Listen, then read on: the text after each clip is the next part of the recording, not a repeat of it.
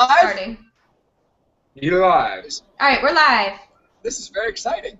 Hi, everybody. It's George Gray, announcer for The Price is Right. Welcome to our West Coast feed of our live chat that we're having for Socially Awesome Week. And I am joined by the illustrious James O'Halloran, Australia's finest.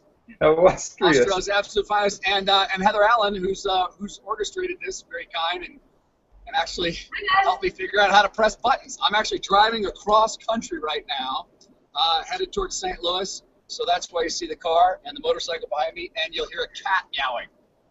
There's no cat anywhere else. It's my kitty. It's Patrick Swayze's riding with me. So, James, welcome to the show. Heather, welcome. Thank you very much.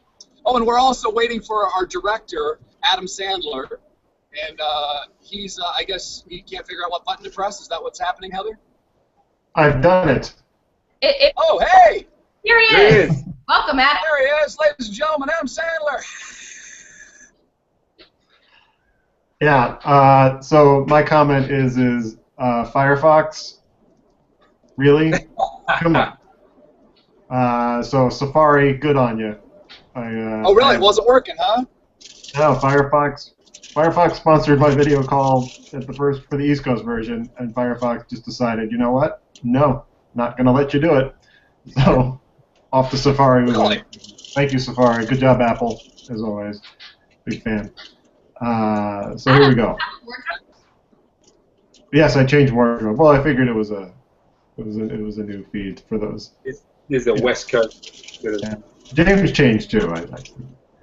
James has a much better condition there. I think he got well lit for this one. I have changed location. James, do you want to tell everyone where you're going?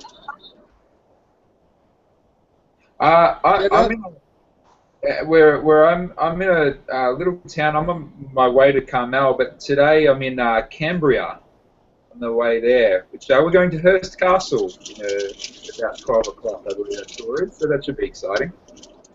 Yeah, that's great. You'll love it. Yeah, heard good things. How fun! Someone put a comment on the side. Try using Google Chrome. Well, thank you, Justin. That would be a good idea if you're doing a Google Hangout. I guess that would make sense. Not currently installed on the iMac. So we're back. George still making his way through New Mexico now. James and cheese chips. Cheese chips. And me here. If you missed our East Coast feed, you just missed the pleasure of George going through border control to get into New Mexico. That was really entertaining. You can check it out on PricesRight.com YouTube. Made it by the skin of my teeth. So we have some visitors here who have joined us. We're also on our East Coast chat, and C3PO626, George, really wants to know what your favorite funny moment of the season was. My favorite funny moment? Yes. C3PO, which one is it? C3PO, what's The user is C3PO626. Isn't it amazing that there's 625 other C3POs out there? It's incredible. Hi, 626. You gotta get in line. Can you imagine just sitting there trying to log in? You know, I want C3PO, and you go, all right, 517, 518, 519, 626 it is. I think one of my funniest, well, this season technically would be when Manuela pulled the wrong price, right? Yeah, Yes. that's this season. Yes, I would say that's hands down got to be that was just so unbelievably funny. It was also sweet. Somebody got to win. I mean, you could tell Manuela just wanted to die, and she's just so wonderful. It was just, yes. I just started crying, laughing. It was really good. Oh, look at this. Hey, it's the telephone. Your rotary phone is ringing. I just need to be sending a fax while I'm driving, too. That's the only other thing I need to do. Operator? So what were your favorite funny moments, would you say, guys? And Heather? Well, it was pretty funny when you fell off the treadmill. Yeah, that was this season too. That was Only awesome. only because you were okay. I don't know. I thought it was pretty hysterical either way. I mean, yeah, it's. Oh, you know what? Well, it's not this season, but I guess it was last season. I really did enjoy where the woman tripped over the carpet and came flying towards me and almost plowed out some TVs. That was pretty great too. I love that we leave that stuff in. Price is Right. I love that we don't try to cleanse it, make it some antiseptic show. We show it warts and all, and I just think it's hilarious. Is that when Chrissy Teigen gave you CPR? Is that what you were talking about? That's Yes. the one. That's the one. Uh, Yes, if George- you type in contestant and Price is Right announcer's crotch, you can see it on YouTube. It's not a What's pretty an old moment, but it's country? funny. What were you going to say, Adam? So Kenneth Frederick from West Jordan, Utah, is asking you, George, what was your favorite win this season on The Price is Right, or maybe just favorite win overall? My favorite win.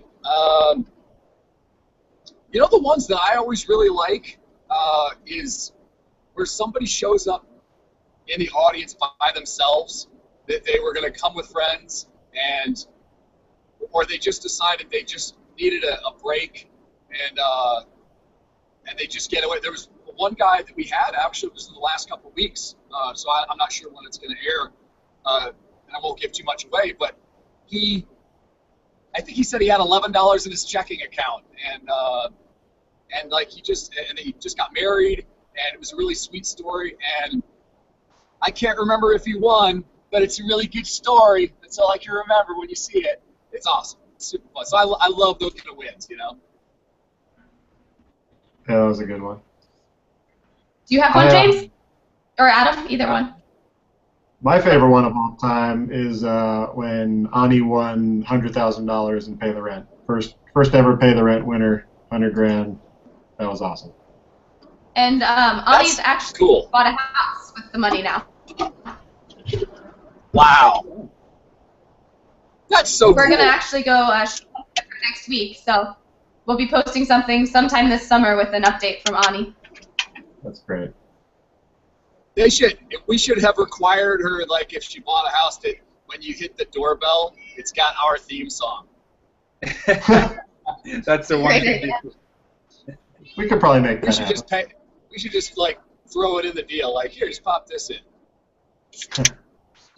Yeah. It looks like another question that came in was, what is our favorite game show besides Price is Right? There are If no we're other allowed to game like other shows. game shows. They don't exist, do they? What does that mean? I've never heard of any. Not that shady Pat Sajak. Because Who Wants to Be a Millionaire still on? I think it is. That show was pretty good. That was all right. Which one? Who Wants to Be a Millionaire? Oh, right. I did a game show. I hosted a show called Weakest Link. If anybody, you can probably find some clips of it on YouTube. And I did when Ann Robinson, British host, she did primetime, and then I did 5 days a week. And so we were up against Millionaire every day. And so I know that format really well. I traveled the country with it. And it's funny because Weakest Link was a show where, like, all I did was, like, make fun of people. And now I'm on the happiest show in history. Like, Price is Right. Like, we're just apple pie and aw shucks.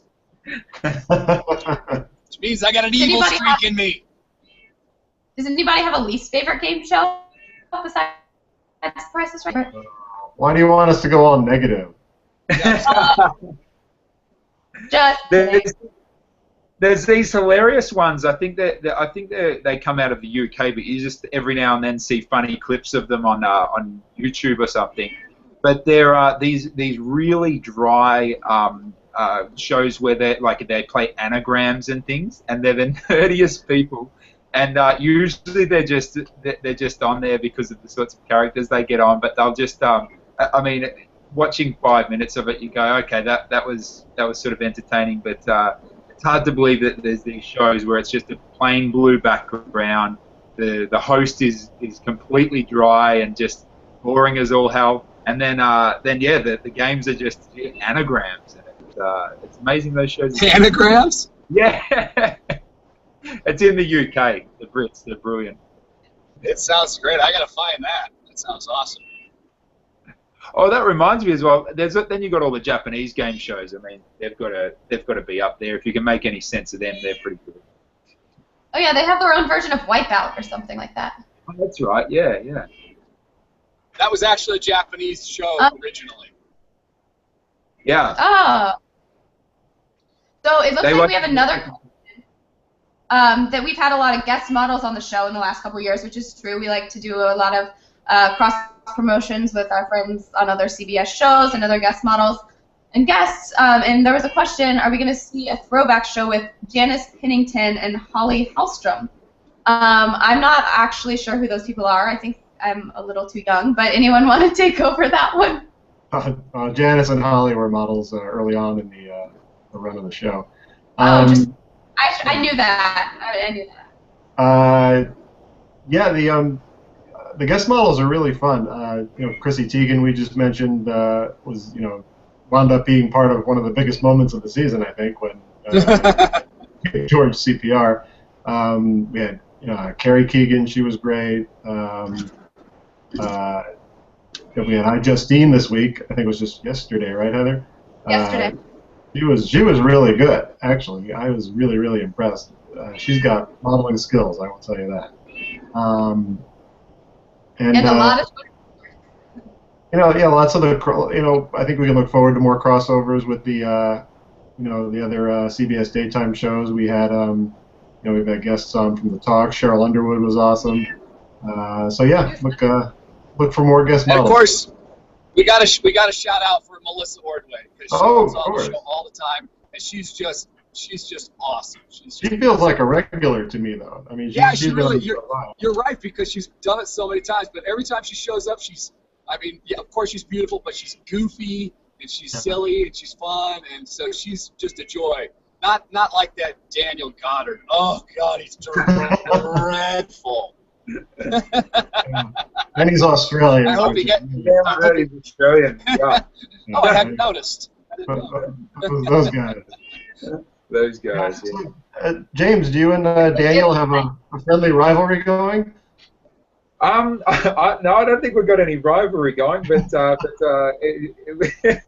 if we've got a rivalry going, I think he's light years ahead of me. So I best stay clear of that competition. But no, he's a great guy. We always love catching up with Daniel, and talk about the old country. Fun. Daniel did a great at the daytime Emmys. Daniel did a great piece for them where he went to a school somewhere here in Southern California and essentially ambushed a fan of The Young and the Restless. And he was a teacher, and she came he walked into her schoolroom, and she didn't know he was coming, and she just literally melted down because Daniel's her favorite soap actor on YNR, and she's a huge YNR fan. And as a gift or a prize, they wound up letting her do a walk-on the daytime Emmys and present an award with Daniel. That was fun. Isn't that fun? Yeah, that was really sweet. That was one of my favorite parts of the daytime Emmy show, actually. Yeah. And she was a really sweet girl as well. She was so nervous before she went on, but I think everyone was telling her, "That's great. They want you to be nervous. It's great TV." So yeah, James, what was it like getting to host the Emmys, not to host it, but to help model at the Emmys this year? Yeah, that was a real trip, and what a trip! Wasn't expecting that, but. It was quite good, actually, because we got, amongst a lucky few, we got a chance to rehearse the day before. And so myself and a few of the stage directors actually had an idea of what the procedure would be, because they pretty much made it up the day before. They were like, okay, this makes sense. This person will go here, they'll go there. And so it felt good to be up there and be sort of the traffic controller and to know what was going on. And be able to tell, Betty White is just this way, Betty, and then all the other stars of daytime TV, yeah, what an experience meeting those guys and just being up there. Half the time, once again, I was just sitting there pinching myself, going, "What am I doing here? Who let me in?" It was actually just before the event started, because we've been there all day the day before and all day again, like going through and rehearsing, and Rachel and I went out to go and just check out some of the red carpet and that sort of thing, and we came back to do the show, and we left our passes behind because we didn't think we needed our entry cards, and the security guard was seriously not going to let us in for a little bit. We have to be there, and finally somebody behind him sort of saw what was going on and came and let us in. So we're lucky to be there. That's right. So Adam, it seems like there's a good question for you. Justin here has a lot of great questions for us. He says, a lot of people are curious as to how the big doors are opened and closed. Will you ever do a behind-the-scenes video of how it works? Yeah, the big doors. They are extremely heavy. They are brand new this season, as many of you watching probably know. They got a lot heavier. They are operated by a member of Local 33, our stagehands union. The person changes from time to time back there, and can't disclose their name. We have to keep some things the same. Prices, right? But it's basically just a big pulley, and it pulls down to open it, and then back the other way to close it up. It's that simple. It's just people. One of the crew members was telling me that they have gotten heavier and heavier over the years as little pieces of technology, circuitry, and lights added to them, and they were saying, that the workload's increased over the years. I got to stretch. We got to go carbon fiber for next season. Yeah. Got to do stretches to open up those doors. Yeah.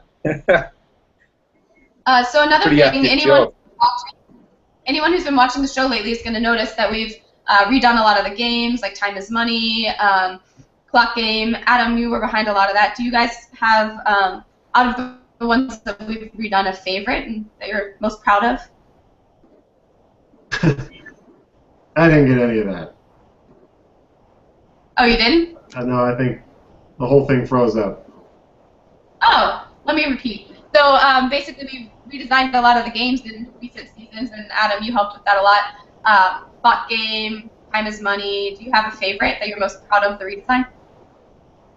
I heard Clock Game and Time is Money. I still don't know what my question is. All right, moving on. No, can you hear me now? Yeah. Okay, so we've redesigned a lot of games over the last couple of seasons. Do you have a favorite that you're most proud of? I love all of them. I think the one that probably just over the top for me is Card Game. I love what we did with Card Game, from what it was to what it is now. It's got, it's really well thought out. Got a lot of touches in there that that are subtle and maybe you don't even see them. But I love how we roll the car out in front of Bidders Row. There's nothing I don't like about Card Game now. It's easier. And you know what? Yeah, it looks really cool too. It looks really neat, and it amazes me from where I stand on my podium when I watch that car come out every time with Rachel in it. I'm so glad she does it, because man, if that was me, I would have another moment on YouTube. I would clear out that stage. I don't know how she does it. It's amazing. But yeah, you're right, Adam. It looks really cool the way that it's kind of been refreshed. Yeah, I like that one a lot. Do you have a favorite yourself, George? You know what? I would say that is my favorite redo. I think it really looks neat. Actually, I miss the old Clock Game because I love nostalgic stuff. I mean, I have that's an old '59 motorcycle behind me. I have cars with 8 tracks. You guys all know that. So I love the old Clock Game. I thought it was really cool. But I know time marches on. Yeah, it needed a little refresher. It was. I did. I'm not saying. Look, I would be the guy with shag carpeting in my house. Okay, so yeah, I get it. And you are. Not everybody's gonna agree with me. George, there's another question for you. Someone, let me find it, was asking how you think a Junkyard Wars showcase would play out. Oh, that'd be really fun. Well, I should probably explain what that means. Who asked the question? Jason Fox asked that question. He said he loved you in Junkyard Wars. Oh, thank you very much. Yeah, Junkyard Wars is one of my favorite things that I've ever done, and it was a show that I hosted. It was a British format called Scrap Heap Challenge, but we don't have scrap heaps, so they call it Junkyard Wars. We shot it over in the UK, and it was 2 teams would have, I think it was 10 hours, and I would stand there in the middle of a junkyard and say, all right, you have 10 hours to build and then it was like a cannon or a trebuchet or a speedboat, and and then they would, at the end of it, we'd look at the builds, we'd see how they're doing it, and then they'd race against each other. So, and sometimes the boats would sink, the things would blow up, things would fall apart. So it was really fun to watch. So I loved all that. And what they won was a piece of metal sculpture that looked very Mad Max and cost more to ship back to the United States than it did, wasn't worth anything. But so it would be a lot of junk from my garage, probably welded together and stuff like that in a showcase, which of course I would love, and I think it's a great idea. We'll do it. All right, on it. Writing it down. On it. Can you imagine how upset the contestants would be when it's a bunch of rusty junk? Sounds cool to me. Let's see if there's any more coming in. To all of you, what were your complete thoughts regarding what happened to Manuela in the 5 price tags a couple of weeks ago, and how has she been doing after the major blooper? She's doing just fine. I actually talked to her about it for the first time at our rap party, and we talked about it for a while, and I just kind of told her about what I was thinking when it was all going down. She was like, oh my god, keep shooting, everybody, get Manuela. And what I said to her was that I think that moment really exploded because I think she reacted the way everybody wants to react when they make a mistake like that, which is to hide and just kind of, put our hands over our head and get behind something and wait till it's over. And she literally did that on television from 5 million people. So I think it was just so endearing and funny all at the same time. And she told me at the party, she said, put me back in. I want 5 price tags. I said, next time you're there, it's all yours. So it won't happen until next season, but you will see Manuela, her triumphant return to play a 5 price tag. Well, I don't think she'll George, make a mistake again just because. I don't think she'll make a mistake again because the production takes, I think, what is it, $30 out of her check every week to pay for that car. So it's you can't let that slide. You really can't. So it's tough love there.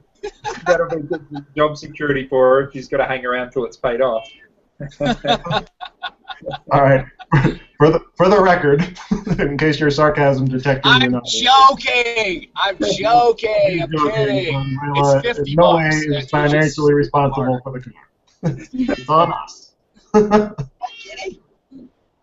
Lots of comments here about people enjoying your cat meowing in the background.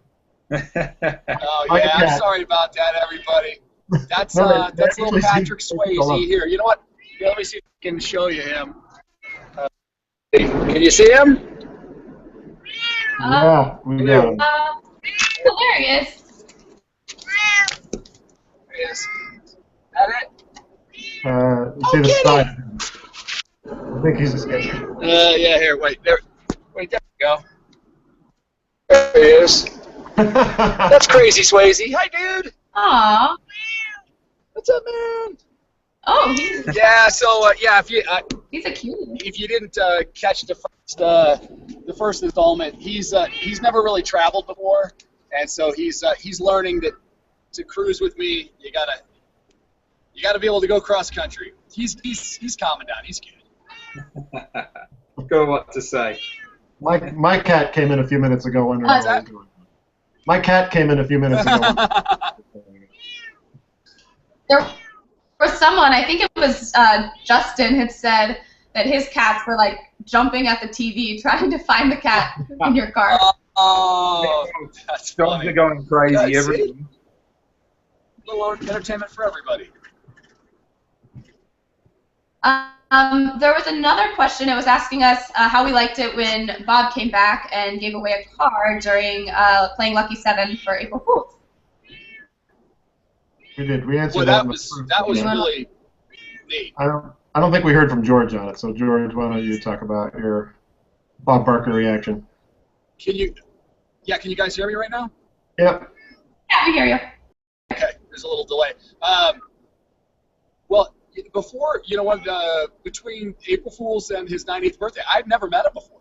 So it was really, really neat both times that, like I got to stand next to him at the podium. He had never said, "Come on down." He did that with me. He had never said, "It's a new car." That was always the announcer's job. So he got to, he said that, and just watching him walk out of those doors for April Fool's was just amazing. I mean, just really, really cool because when you're part of an iconic show, it's great to meet the guy who started it all.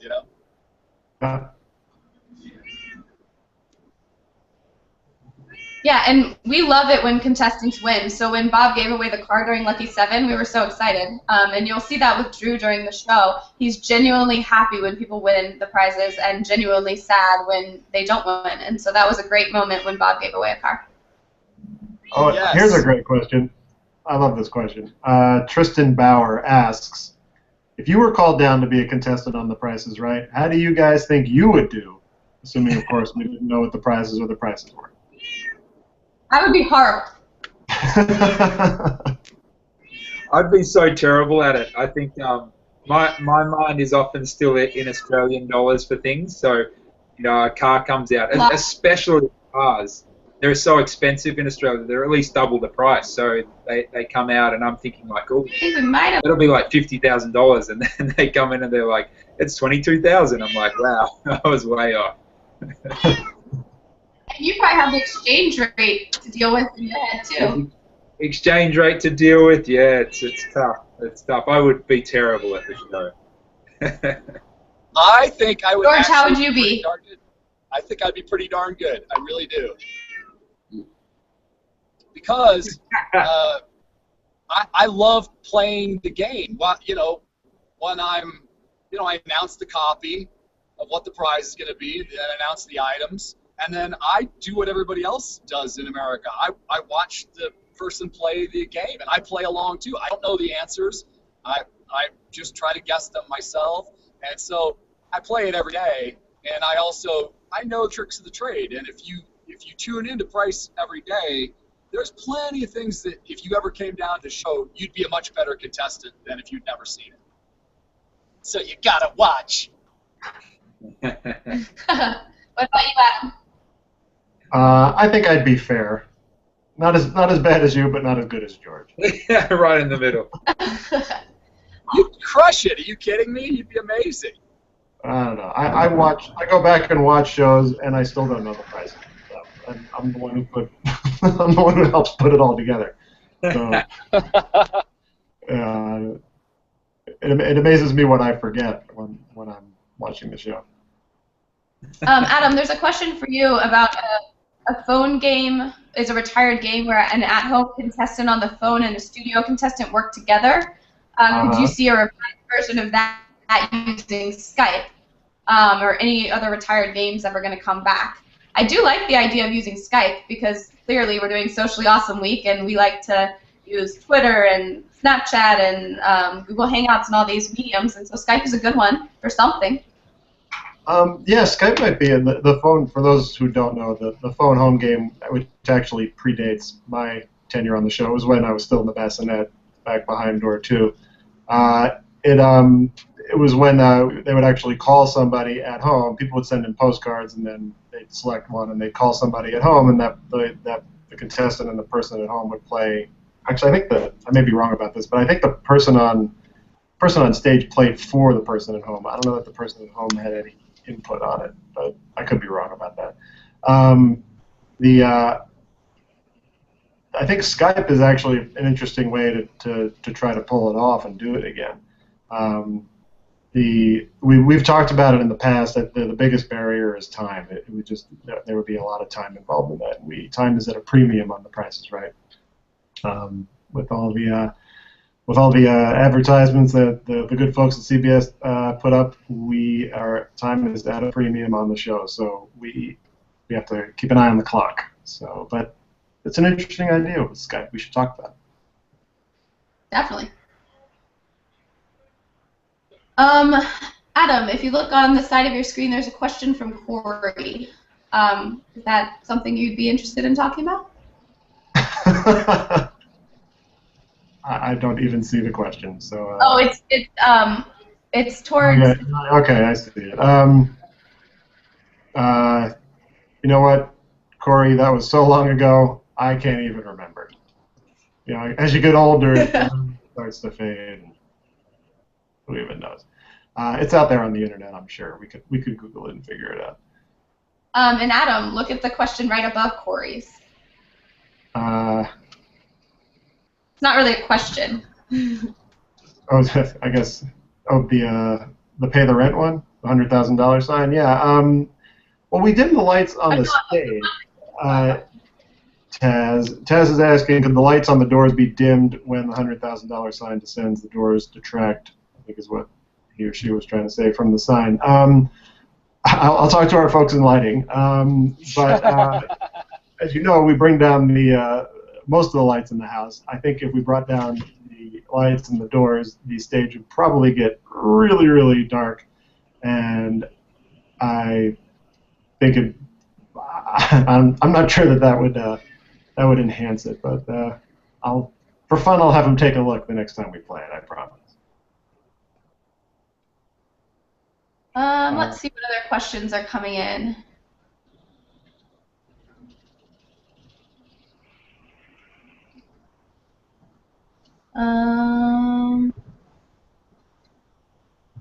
Well, just a lot about your cat.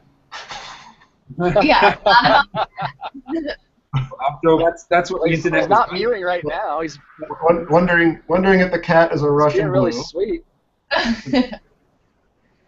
Is the cat a Russian I blue? don't know. Could have been. I don't know. Yeah, he kind of has that bluish, but he won't tell me. He's very shy about that. He doesn't like bragging about his heritage. Not willing to brag about your. Oh, okay. Here's a question that I'm just interested in knowing about. George. Yes. When you get to St. Louis, will you be eating at Sweetie Pies? Well, I'd be eating at Sweetie Pies. Oh, I feel horrible that I don't know where Sweetie Pies is. Let's see. I love that place, especially the upper crust on Del Mar and Grand. Are those streets in St. Louis? Oh, yeah. I do know where it is. You know what? I think I'll have to go. Well, because, of course, if you've ever been to St. Louis, Ted Drew's, which is a famous place for concretes, which it's like a custard. It's basically ice cream in a cup that they serve upside down with the spoon in it, and it's ridiculously good. So Ted Drew's, you gotta do, and T-Ravs, which are toasted raviolis, just about anywhere. So, but I will go to Sweetie Pies. Oh, and Crown Candy Kitchen. It's been there since I think the teens or the 20s. I will be much larger at the beginning of the next season, in case you're wondering, folks. We will alert wardrobe. I'll be wearing some stretch pants. It's fantastic. I just finished a run of a play by Tennessee Williams that was set in St. Louis. So I'll have lots of questions for you about it when you get back, George. As I think I want to know how how was your accent? How was your what'd you do? I heard I got good feedback for the accent. It's pretty funny because you get the immediate feedback when you do a play, and so I walked back out, and a lot of people would say, "Oh, you're Australian. I didn't realise." There we go. Well, why don't you? I think maybe for the next, like, would you be able to, for the next 30 seconds, just speak with an American accent? It's always a little bit harder when it's not a script that you've learnt and you've got to. No, I got to be honest. It still sounds Australian. Yeah. That was my best accent, man. Little different, but. Thousands for you, mate. Here's my buddy my American accent. Is it sounding better? Yeah, that's. Give us Mary had uncanny. give us Mary had a little lamb in your American accent. In American speak. Mary had a little. His fleece was white as snow. Everywhere that Mary went, the lamb was sure to go. That was pretty good. Yeah, there you go. Nice. Yeah. George, can you do that in an Australian accent? Can I? Can you do it in an Australian accent?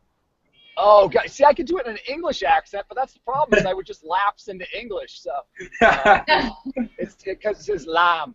Nah, I can't do it. I'd screw it up. I could do like redneck, Scottish, English, Indian. Maybe I did. Australian accent is difficult to This do. was white as snow. But I can't do Australian. Can't do it. I can give you what if I can remember. As soon as you finish the play, it all just disappears from your head. But if I can remember one of the monologues, it goes, "You know something, Laura? People are not so dreadful once you get to know them, and that's the thing you got to remember. And everybody has problems, not just you, but practically everybody has problems.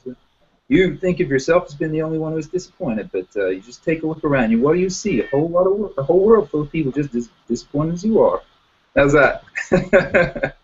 Nice. Great. Bravo. Look at that. There you go. Acting talents of James O'Halloran, ladies.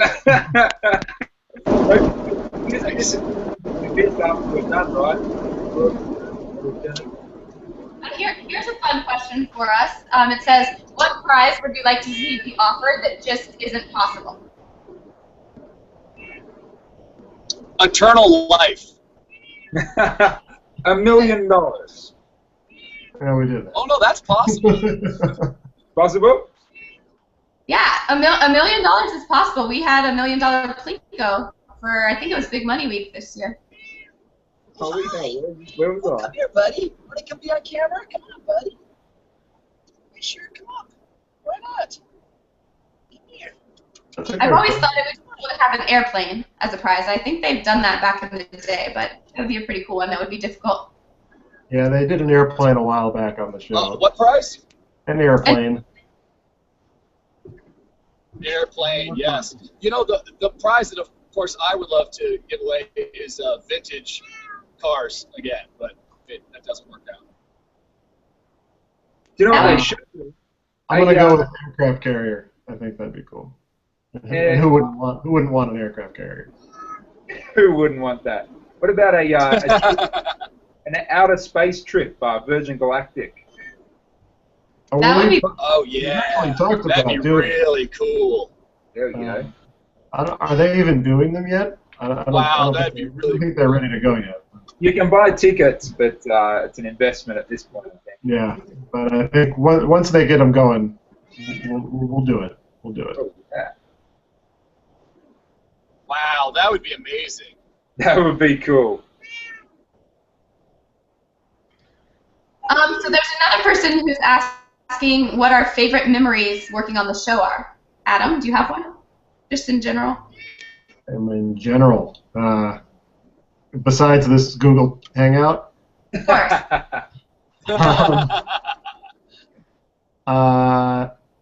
let's see, favorite memories. Well, ones that come to actually,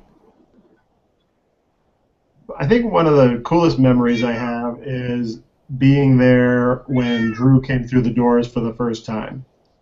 Because and when Bob waved goodbye for the last time, just knowing that I was standing there, literally on that stage, watching history taking place was really cool to see, Bob waving goodbye for the last show. And at the end of the show, Bob used to wave to everybody on the crew that was on stage, and he waved to me, and when he waved to me for the last time, that was cool. And then when Drew came through the doors for the first time, and the energy in that room when Drew came through the doors for the first time was incredible. I mean, it would literally nearly knock you over. It was just like getting hit by a tidal wave. It was very cool. Cool. George, do you have a favorite memory? I think we were talking about it last hour, but my connection went bad. As opposed to like a particular single memory, one of the things that I really love, and they're some of my favorite memories of the show, is talking to the audience between when we're in commercial break. The stuff that people at home don't get to see. When Drew and I get to goof around with each other and just be silly and meet folks in the audience. It's really, really fun, and everybody has a great time and laughs, and it's, it's not for air, but but if you ever come to the show, it's really fun to see. One of my favorite moments was the dance off with George Gray and Matt, the warm-up guy. I haven't seen the footage of that, but hell, that was America demanded it as part of You Decide Week to see the dance-off. And that's going to go down as a memory for me, all right. Me too. And also, for Socially Awesome Week this week, on Monday, we had a multicam experience. And that is on, go to ourpricesright.com and you can find a link to it. And if you watch that, there's producer commentary, but we have all of our cameras and behind the scenes, and you actually will get a little bit of a taste of George and Drew interacting with the audience between the acts, which in our commercial breaks, which is a rare chance for you guys to get to see that. So be sure to check that out. Let's see if there's any. Good looking out, Heather. I'm here. That's what I'm here for. It's on the spot with the plugs.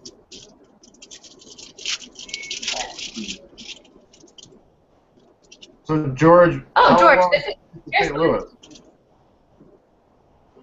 What's that? How long till you get to St. Louis? At this point, if I just drove straight, it would be about 18 hours. Ooh. Okay. But if anybody likes traveling, right now I'm on the 10. I'm in New Mexico. Rather than go up through Albuquerque, I decided to switch things up. I'm going through Roswell. So who knows what could happen there? Some kind of alien craziness. And then I'm going to stay where I always stay, in Shamrock, Texas. Love staying in Shamrock, Texas. Oh. Very glamorous. Sounds cool. I can't wait to do a trip across the states like that. It sounds awesome. I'll have to get some tips from you where to stop. You know what? You eat a lot of beef jerky and just look out the window. I actually don't even. Everybody's always amazed. I don't listen to the radio. I just tune out. I just like kind of just driving and seeing the countryside and relaxing. Sounds great. I did a trip up to Mammoth the other day and stopped at Bishop to get some beef jerky. And man, that jerky was like steaks. I pull a steak out of the thing. It was quite confronting. I've never seen jerky that big. George, there's a question for you. After taking the treadmill tumble, which in no way affected your announcing, great save. No. Are you afraid of trampolines? Was I afraid of what? Are you now afraid of trampolines after the treadmill incident? Well, actually, when I told our executive producer, Mike Richards, I said, wow, I didn't realize that me being a complete idiot was going to be such a great bit of publicity for us. So I said, just let me know when Sweeps Week is, and I'll fall off the trampoline or I'll run into a wall, I think. So I'm sure it won't be too long before I do something stupid by accident. It's just a gift. It's just quality. We'll all be there to see it. Yes, you know what? Your job is to make sure there's as many camera angles on it as possible. Anything to I'm enhance going the down in a environment. ball of flames. I actually have the Price is Right is airing on TV behind me, and we're in the showcase round. If you guys have any questions or comments about the showcases, send those our way. Or anything else about the show, anything you've seen. We have about 10 more minutes to go. How's Phil doing in our Twitter takeover? He's doing great. People are really responsive. Phil from Amazing Race, the host of Amazing Race, has taken over our Twitter account today, and so everything that's being tweeted from @Price is Right is Phil's words. So that's been a lot of fun, and be sure to engage with him. And their finale is airing tomorrow night, so check that out too. Nice little plug for them. Oh, good, nice. And tell me, how that usually when words are tweeted from Price is Right, are they your words, or is that a shared responsibility? That's a shared responsibility. The other APs and producers at our department, we write them, and then we get them approved by network, and we get them approved by our EPs, but we come up with the general ideas, and during the tapings each day, I'm keeping track of some social moments that would be fun for us to talk about. So I'm definitely involved in it, but it's not all. Right. Maybe I should put a bit more. By the sound of things, should put a bit more thought into mine. It's interesting how many people are involved there. There's Oh no. I was just watching the show here, and we just offered a trip to Vegas, and someone asked if we were going to travel the show again, because one time the show did travel, we went to Vegas. It was a lot of fun, very challenging, but a lot of fun, and they want to know if we're going to travel again. And the answer is, I hope so. No plans at this time, but we're always thinking about it, trying to figure out how to make it happen. So who knows? Maybe we'll come to a city near you very soon. I would love it. It'd be so fun. It would be fun. Let's do it. Vegas, baby, Vegas. Only if we can bring our motorcycles. Oh, yeah. Yeah, everybody, you might not know this, but Adam, he rides, and you got yourself a new motorcycle, right? I did. Oh, what did you get? Tell them what it is. It's a gray motorcycle. Right. Well, you're a cagey one, aren't you? I'm telling you. All right, that's it. You'll see me on the if you drive the freeways in LA on the 101. I wear a Dayglow neon yellow backpack. So you ever see that guy? That's me. Motorcycle. Please move out of the way. How much faster is your commute when you drive your motorcycle in LA than your car? It shaves anywhere from 30 to 60 minutes one way, depending on how apocalyptic traffic is. I'm lucky. My commute is 5 minutes, with or without traffic.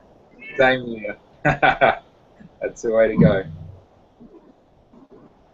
Oh yeah, for me, in a car to work in the morning, it's exactly 6 miles from my door to where I park, and it could take 30 to 45 minutes in the morning for 6 miles, and but if I take a bike, the fastest I've ever done it, I think, was 12 minutes, and that was.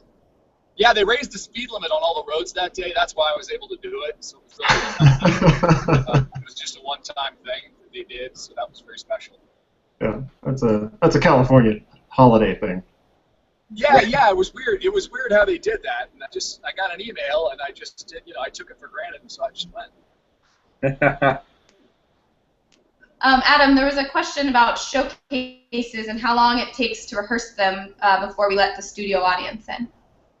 How long well, we rehearse for an hour before every show. The showcases themselves, depending on what's going on in them, anywhere from I mean, they can take 5 minutes to rehearse. They can take 20 minutes to rehearse. We've got it's a relatively basic one, 5-10 minutes at the most. If we've got our announcer playing drums and our models playing guitar, our announcer trying to read copy to his drumming, that takes a little bit longer, but totally worth it. Actually, probably one of my favorite moments of the season was that showcase. That was so fun. I thought that Mitchell and Manuela were amazing. I thought they really looked like they were playing the instruments. They nailed it. It was super fun. Well, and you're very modest because what you did in that showcase was unbelievable, and it was just I don't see. I had fun in my stomach. Yeah, a lot of this. Well, yeah, but there's so many people can't tap their heads and chew gum at the same time, and you were able to drum and announce and be on TV all at the same time. It was amazing. That's the thing. This is not by just the way, a pretty face. And one take.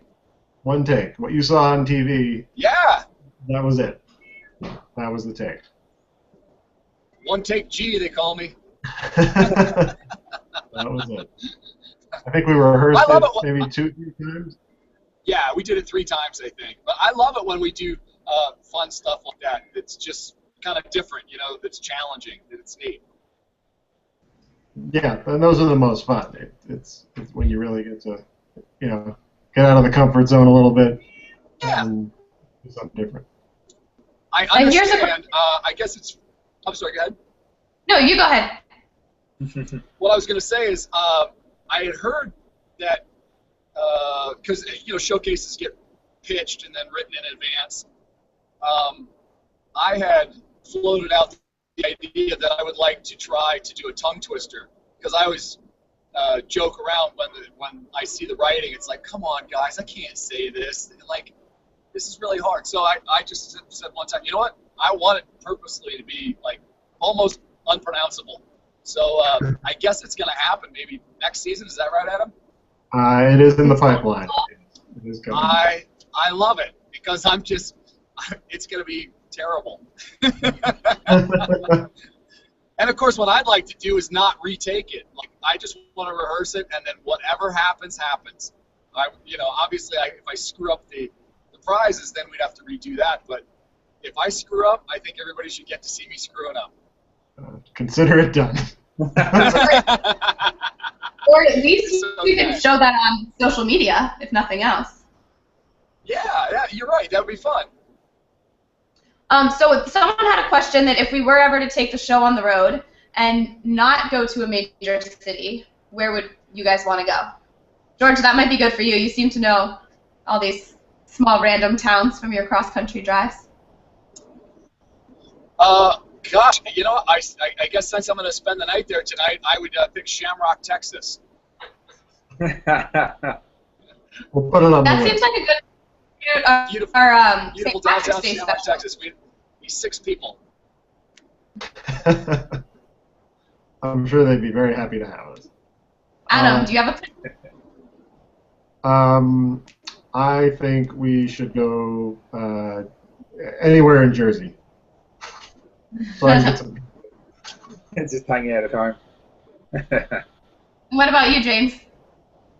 Well, once we get to Carmel a little bit later on today, I'll be able to say more about that. Could be a spot, but I think one of my favourite places in California so far has been Solvang and Los Olivos.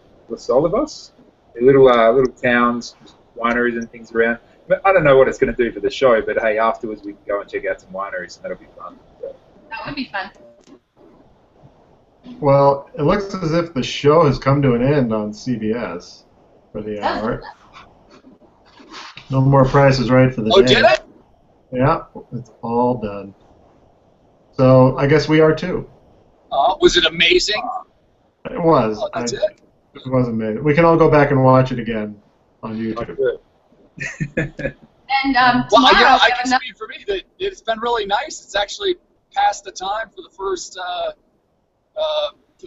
couple hours of this trip that get my pals with me driving along. So thanks for helping me make the drive. Yeah. Good to share it with.